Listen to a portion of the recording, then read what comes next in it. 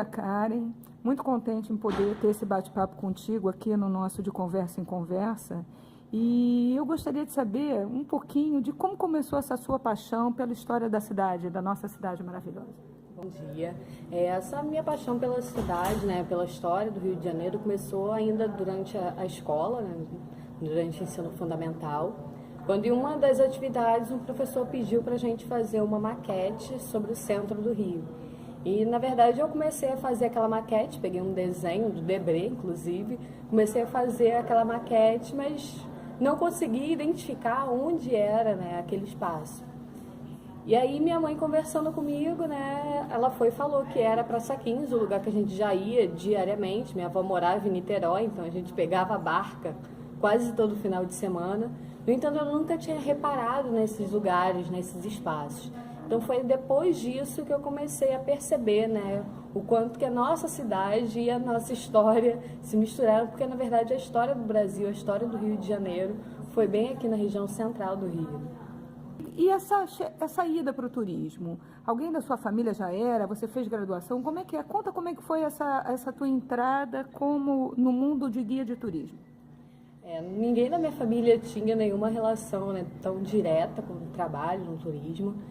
Eu comecei, na verdade, guiando, né, na verdade, conduzindo meus colegas na Floresta da Tijuca. A gente ia muito passear e geralmente eu é quem acabava levando todo mundo, né, toda a turma.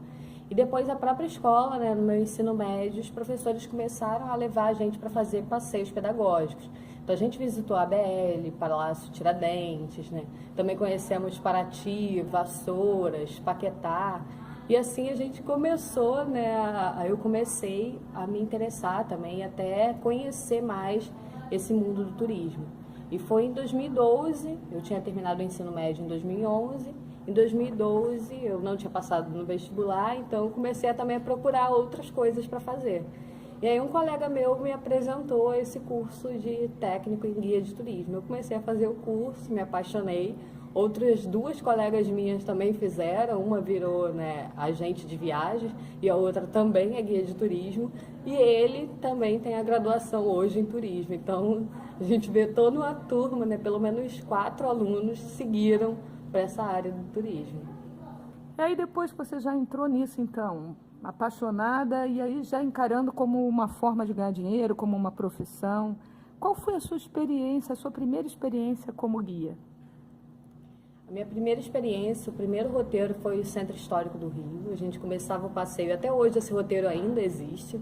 Começava ali na Praça 15, na Casa França Brasil, percorria, né, CCBB, Igreja da Candelária, Praça 15, a região do largo mesmo da Praça 15, das igrejas históricas, Paço Imperial.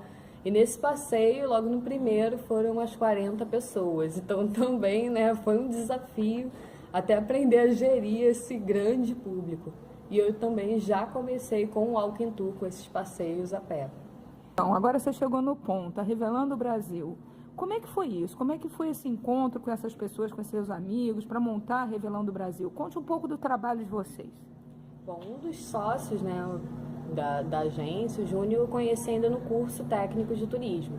Então, dali a gente já começou fazendo alguns passeios. A gente parou durante um tempo, ficamos mais 2 anos parados e depois nós voltamos de novo a trabalhar na área. E a agência mesmo, a Revelando o Brasil, ela surge em 2016, né, em setembro de 2016. E bem nossa pegada também dos Jogos Olímpicos, então a nossa ideia também era aproveitar um pouco desse público que estava aqui no Rio de Janeiro. Atualmente nós somos 5 guias, né, que trabalhamos principalmente aqui no Rio de Janeiro, mas também em Niterói, então a gente tem alguns passeios em Niterói também.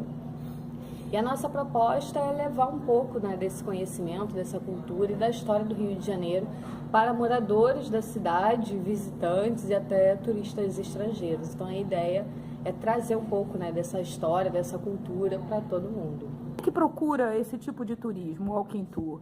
Quem é que está mais ligado nisso?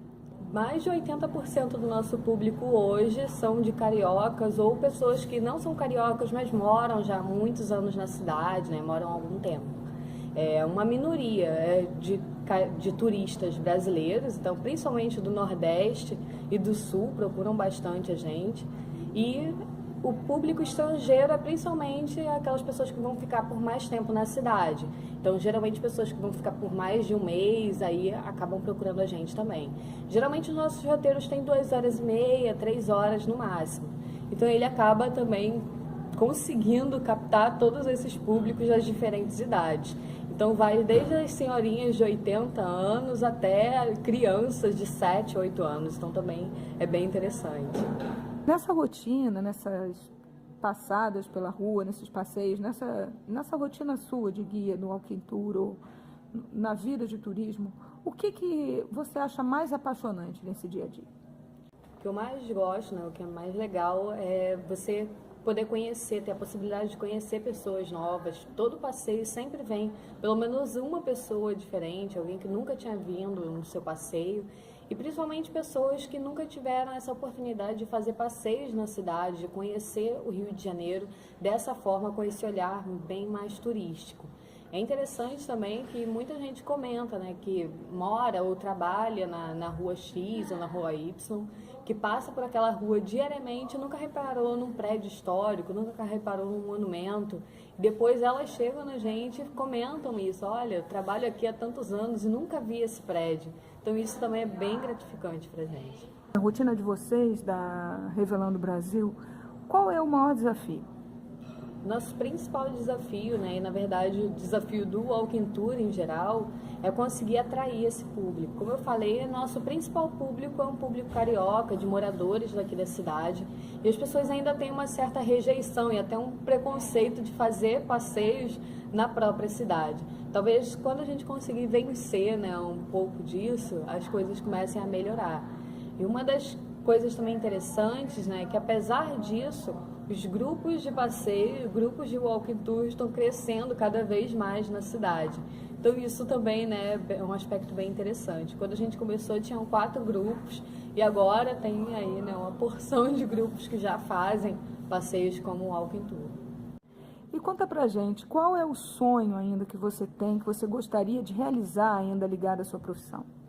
Bom, o nosso principal sonho, né, da Revelando Brasil é conseguir expandir esse projeto. Como eu falei, o nome da agência é Revelando Brasil, mas no momento a gente só existe aqui no Rio de Janeiro.